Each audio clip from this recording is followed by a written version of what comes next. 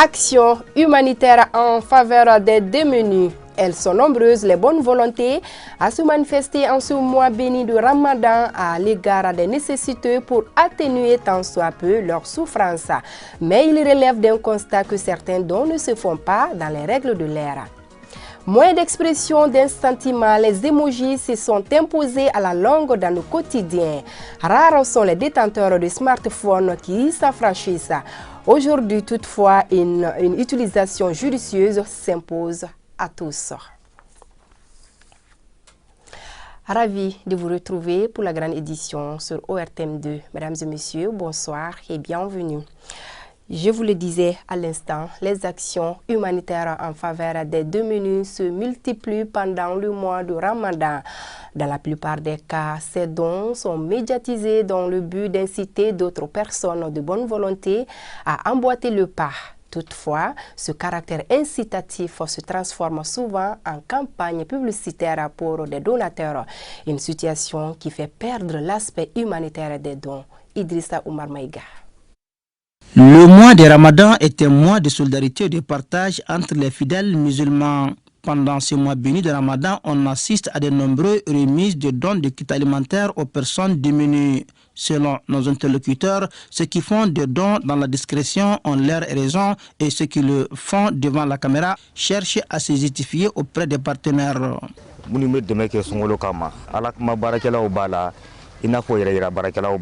Les particuliers qui font des dons pendant les ramadans, certains le font à cause de Dieu sans informer personne. Mais chacun a sa façon. Ceux qui appellent la presse, c'est une manière de se faire montrer. Avec la presse, ce n'est plus à cause de Dieu dans ce cas. Dieu nous a dit de faire du bien.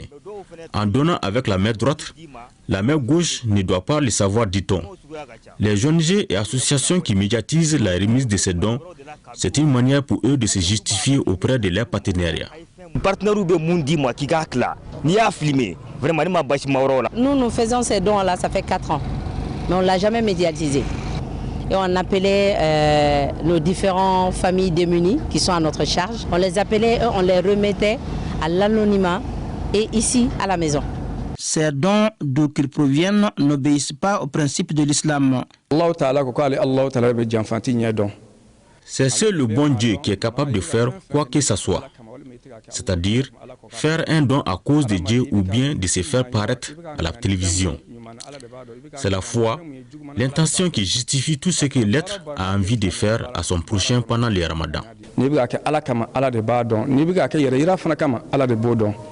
Et quand on a eu l'aide du ministère, qui est la sécurité et le commissariat à la sécurité alimentaire, on a eu 5 tonnes de maïs avec eux.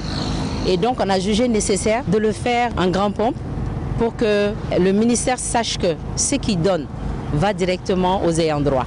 Faire un don en présence des médias ou hors médias, l'essentiel c'est d'avoir l'esprit de partage et de solidarité envers les personnes démunies pendant le Ramadan selon les principes de la religion musulmane. Si le besoin en eau est assez bas pour les jardiniers pendant la période de froid, c'est tout le contraire pendant la chaleur où les acteurs sont obligés de fournir des efforts supplémentaires. Il s'agit d'un arrosage régulier matin et soir, ce qui a souvent une répercussion sur les prix des produits maraîchers. Sabine Keita. Le jardinage est un métier qui demande beaucoup d'efforts avec cette chaleur ardente. Ces jardiniers fournissent encore plus d'efforts pour la pousse des cultures comme la salade, les céleris, les betteraves et autres. Pendant la saison froide, on arrose 1 ou 2 fois, mais par contre, pendant la chaleur, on est obligé d'arroser 3 à 4 fois par jour. Le travail du jardinage pendant le froid est différent pendant la période chaude, car pendant la chaleur, on fournit beaucoup d'efforts pour que nos plants puissent pousser. Si les cultures n'ont pas assez d'eau, ils peuvent mourir ou pourrir. Ancien chauffeur, Boukari Guindo a trouvé son salut dans le jardinage. En 10 ans de pratique de métier de jardinier, il emploie aujourd'hui plus de 6 travailleurs payés essentiellement sur les bénéfices générés par son jardin. Installé ici à l'ACI 2000 en plein cœur de la capitale. Que ce soit le froid ou la chaleur, il y a des bénéfices. Mais c'est pendant la chaleur que je gagne beaucoup. J'ai fait les pépinières et autres cultures. Comme dirait l'autre, la terre ne ment pas. Et l'exemple de Boukari Guindo en est une parfaite illustration. Qu'à cela ne tienne, les jardiniers sont appelés à fournir plus d'efforts car les effets du changement climatique se font sentir de plus en plus sur les cultures vivrières. Avec l'avènement des smartphones, l'utilisation des emojis a pris de l'ampleur. Ces représentations graphiques sont aujourd'hui d'un apport déterminant en matière de communication car exprimant une émotion ou encore un état d'âme, des significations dont la connaissance s'impose à tous les utilisateurs pour éviter tout simplement un dérapage. Mariam Boubacar Maïga. De nombreuses personnes les utilisent au quotidien dans les discussions instantanées sur WhatsApp, Messenger, Instagram ou même dans les SMS. Il s'agit bien des emojis, des représentations graphiques qui expriment un état d'âme ou représentent une action. Bien sûr, j'utilise parce que c'est important, ça permet de faciliter les écritures, c'est-à-dire ça te permet de faire des expressions telles que, c'est-à-dire tu es content, tu es mécontent, ou tu veux, c'est-à-dire exprimer quelque chose facilement. On va utiliser parce que j'utilise les emojis pour exprimer certaines idées que je ne peux pas écrire. C'est compréhensible par certaines personnes, mais ce n'est pas à envoyer à tout le monde.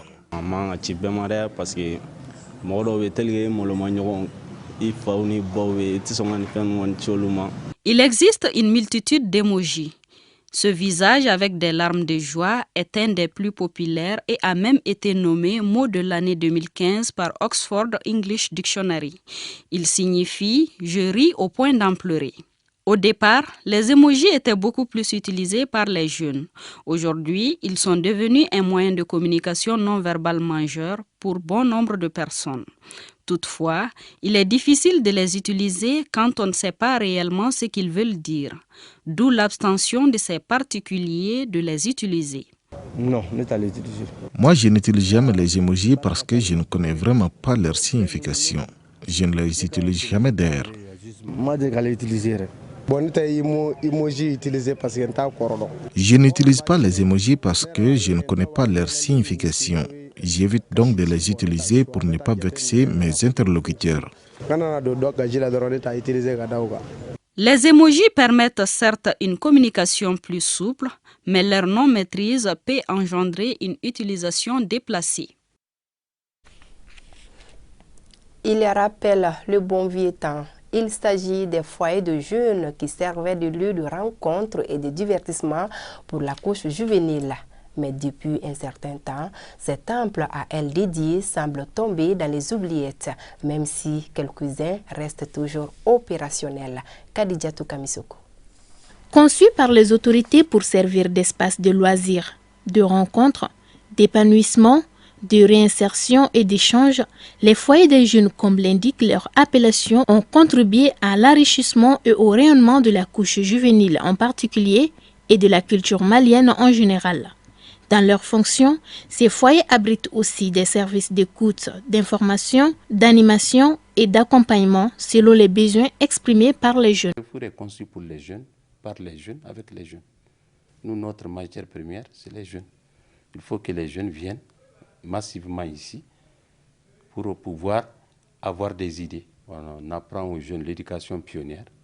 Vous savez que l'éducation pionnière est en quelque sorte l'éducation mère même pour les jeunes. Le foyer des jeunes était beaucoup plus pratiqué, animé. En tout cas, l'IDPM est créé quand j'étais déjà en commune 5 ici, en 1979. Le foyer des jeunes de Sabaloubou, le foyer des jeunes de Bako-Djibroni, le foyer des jeunes de Dabrabou étaient des réalités. Ces faits, effectivement, ces foyers sont créés pour l'épanouissement de la couche juvénile de la société. Les activités de récréation, d'animation artistique, tous étaient pratiqués au sein du foyer des jeunes. Au fil des ans, certains jeunes, par leur comportement, ont travesti ces foyers au point qu'on a assisté à leur fermeture par endroits. Mais depuis, les autorités compétentes travaillent à leur réhabilitation. Aujourd'hui, la place du foyer des jeunes est occupée par des magasins. C'est dommage, mais c'est une réalité.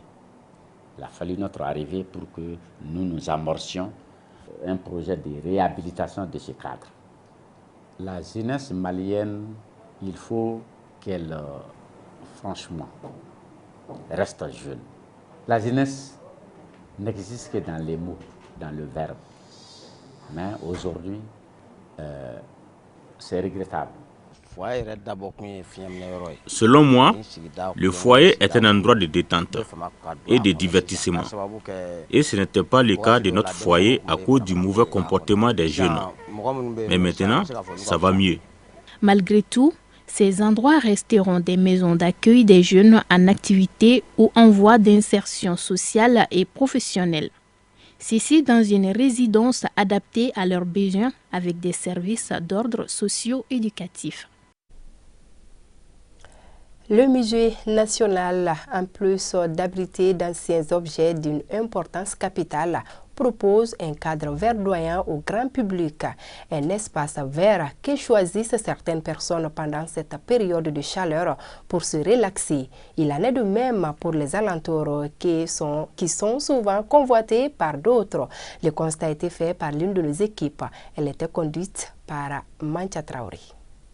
La forte chaleur s'est bien installée un peu partout au Mali. Tous les moyens sont bons pour se soulager. Si certains vont à la plage, d'autres par contre ont choisi le musée national à cause de son microclimat. En période de chaleur, les gens viennent au musée pour se reposer.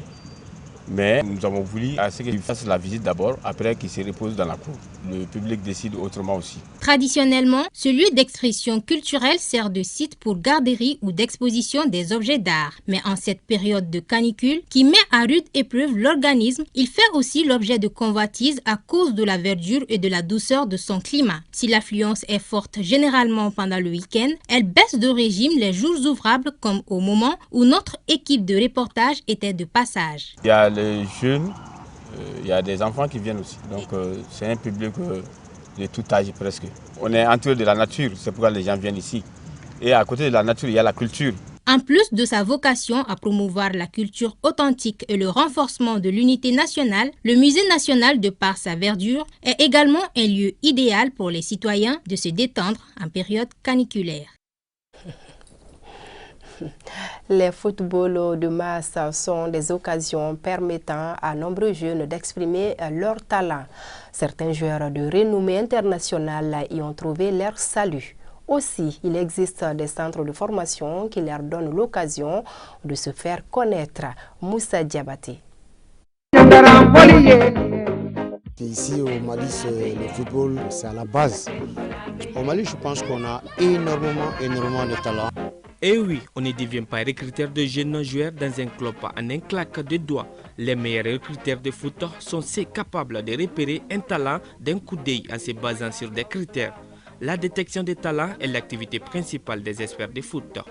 Détection des talents, comme déjà le nom même l'indique, détecter un talent, c'est-à-dire voir un jeune joueur à bas âge, maintenant savoir qu'il peut être un bon joueur avec les qualités qu'il a très jeune, les qualités qu'on peut éventuellement améliorer en fonction des postes, parce que vous n'êtes pas sans savoir que le football, il y a différents postes, que ce soit un gardien de but, des défenseurs centraux, des défenseurs excentrés, des milieux de terrain, que ce soit des avancantes. Chaque poste, moi je pense qu'il y a des exigences. Maintenant, voir les jeunes joueurs à bas âge, donc c'est comme quelque part prédire un peu le joueur qui peut devenir un bon joueur ou un grand joueur demain. Un recruteur de football a pour mission de rédiger les rapports détaillés sur la performance des footballeurs. Les profils des joueurs est vite identifiés. Les jeunes talentueux, c'est eux-mêmes, ils vont montrer que moi je suis jeune, donc je sais jouer, donc j'ai envie de partir à l'extérieur, donc c'est eux qui vont montrer ça. Parce que le football malien, c'est les données, c'est naturel. D'abord le talent même, le jeune joueur, ça c'est important, indéniable. Par exemple, maintenant, un gardien de but, forcément, il faut voir celui qui peut devenir gardien de but, ses déplacements, la vision, maintenant son placement, un milieu de terrain forcément qui soit endurant, même si cela on peut l'améliorer, mais qui soit créatif, intelligent dans le jeu. Tout ça, donc, ce sont des techniques maintenant qu'on regarde, qu'on répare sur le jeune joueur et espérant forcément améliorer avec le temps qu'ils feront avec nous. La détection de jeunes talents sportifs n'est pas une science exacte. Toutefois, des méthodes et critères d'analyse peuvent influencer objectivement les choix. Déjà, en Afrique, beaucoup de jeunes ont du talent. Donc, il y a simplement un certain nombre d'exigences par rapport à des postes qu'on pense pouvoir améliorer avec leur morphologie, leur physique et puis encore leur âge. Donc, on les prend, essayer de les améliorer. Maintenant, voir sur 1 an, 2 ans, qu'est-ce que ça peut amener. Le foot, sport physique et mental est un moyen par lequel les recruteurs arrivent à choisir les ou les meilleurs joueurs. De nos jours, les recrutements demandent une certaine notion du football.